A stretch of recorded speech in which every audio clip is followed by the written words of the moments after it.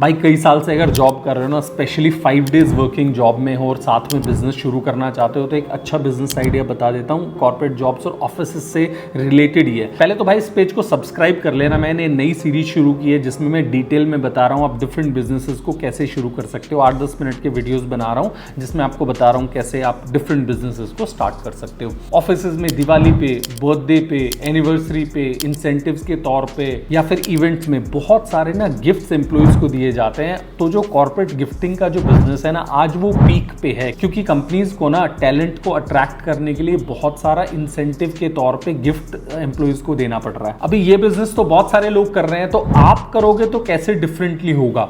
तो सबसे पहले तो हमें ये समझने की ज़रूरत है कि आज जो लोग इस बिज़नेस को कर रहे हैं ना, उन्होंने किसी को देखम देखा शुरू किया है। लोगों ने ना उसमें पहले एक्सपर्टीज़ नहीं हासिल की है। अगर आप इस बिज़नेस को शुरू करना चाहते हैं तो मेरा रिकमेंडेशन ये है कि पहले आप इसको सीखें। आप इसको सीखेंगे कैसे? बहुत सारे इसके ना शॉर्ट टर्म कोर्सेज आज मार्केट में अवेलेबल है जिसमें आपको गिफ्ट के बास्केट्स आप कैसे बना सकते हैं, कौन कौन से गिफ्ट आपको चूज़ करने चाहिए, ये सारी चीज़ें सिखाई जाती है। तो मेरा रिकमेंडेशन ये है कि दूसरों से स्टैंड आउट करने के लिए ना पहले आप उस स्किल को सीख लें। शॉर्ट टर्म कोर्सेज है, बहुत ज्यादा पैसा भी नहीं लगेगा, बहुत ज्यादा टाइम भी नहीं लगेगा। दूसरी चीज, जो लोग बिजनेस शुरू कर रहे हैं ना, ये वाला, वो किसी से ना कंसल्टेशन नहीं ले रहे हैं, सिर्फ एक दूसरे को देख के बिजनेस शुरू कर रहे हैं। आप ये बिजनेस शुरू करने से पहले ना भाई आपके जो दोस्त हैं जो कंपनीज में काम कर रहे हैं, आपके फ्रेंड्स हैं, फैमिली मेंबर्स हैं ना, उनसे डिस्कशंस करना कि कौन सी चीज अगर उनकी कंपनी उनको देगी तो वो बहुत खुश होंगे, कौन सी चीज ऐसी होगी जो यूज कर पाएंगे। उसके बेसिस पे आप ये कॉर्पोरेट गिफ्टिंग का बिजनेस शुरू करना। आज जो कॉर्पोरेट गिफ्टिंग है ना, वो पेन, पेंसिल और कप्स में ही लिमिटेड होकर रह जाती है। सब सिर्फ कप्स पे फोटो लगा के पकड़ा देते हैं। That is not the right way. आपको क्या करना चाहिए? आपको बहुत सारा सर्वे करना चाहिए, ऑनलाइन इंटरनेट पे बहुत सारे आइडियाज ढूंढने चाहिए और लोगों से फीडबैक लेना चाहिए। नंबर 3, ज्यादातर लोग जो इस बिजनेस को कर रहे हैं वो इंटरनेट पे सप्लायर्स ढूंढते हैं और इंटरनेट से ही माल प्रिक्योर कर लेते हैं, जो कि बिल्कुल ठीक तरीका नहीं है। आपको क्या करना चाहिए? सैटरडे संडे आपकी छुट्टी है, सैटरडे या सिर्फ संडे भी छुट्टी है ना, तो आपके आसपास जो होलसेल का लोकल मार्केट है ना, उस होलसेल मार्केट में जाएं और वहां पे जो होलसेल शॉप है गिफ्टिंग की, वहां पर जाएं। उनके पास ना बहुत अच्छे अच्छे गिफ्टिंग ऑप्शंस होते हैं, वो आप एक्सप्लोर करें और बहुत कम रेट में आपको वहां पे मिल जाएंगे। दोबारा से बता रहा हूं, बेशक आप ऑनलाइन लोगों को कांटेक्ट कर लेना, लेकिन माल वहां पर जाके हाथ में लेके एक्सपीरियंस करके खरीदना। नंबर 4, ज्यादातर लोग जो है ना वो डिपेंडेंट हैं, वेबसाइट बना दिया या इंस्टाग्राम पेज बना दिया, वहां पे हमारे पास लीड्स आ जाएंगे, वहां पे एड्स रन करना शुरू कर देते हैं। भाई इस बिजनेस में सबसे ज्यादा जो लीड्स आपको आएंगे ना, वो एचआर डिपार्टमेंट और प्रिक्योर डिपार्टमेंट से आएंगे। आइडियली आपको क्या करना चाहिए? लिंक्डइन पे अपना अकाउंट बनाओ और वहां से ना डिफरेंट कंपनीज के एचआर्स को कॉन्टैक्ट करो, प्रिक्योरमेंट डिपार्टमेंट को कॉन्टैक्ट करो और अपना प्रपोजल दो। अच्छा सा एक ब्रोशर बना लो। ब्रोशर बनाने के लिए थोड़े से पैसे खर्च कर देना। जो आजकल ग्राफिक डिजाइनर्स काफ़ी सारे हैं, 2-3-4 हज़ार में आपको बहुत अच्छा ब्रोशर आपको बना के दे देंगे जो बहुत प्रेजेंटेबल होगा। तो जब आप वो ईमेल में या किसी को मैसेज भेजते हैं, वहाँ पे अटैच करके भेजेंगे तो उसका एक अलग ही इमेज लोगों के माइंड में क्रिएट होगा।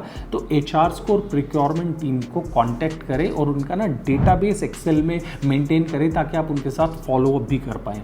बड़ा बिजनेस करना है ना भाई, तो chamber of commerce, industrial associations जो होते हैं, इनके साथ आपको रीच आउट करना पड़ेगा। ठीक है, एजेंसीज भी होती हैं जो आपको इनसे रीच आउट करा सकते हैं। अगर आपको अपने बिजनेस को बड़े स्केल पे ले जाना है, तब की बात कर रहा हूँ। बड़े इंडस्ट्रीज के साथ आप जुड़ जाएंगे ना, 4-5 कंपनी के साथ ही आप जुड़ गए तो वहाँ से भी आपको मोटा बिजनेस आ सकता है।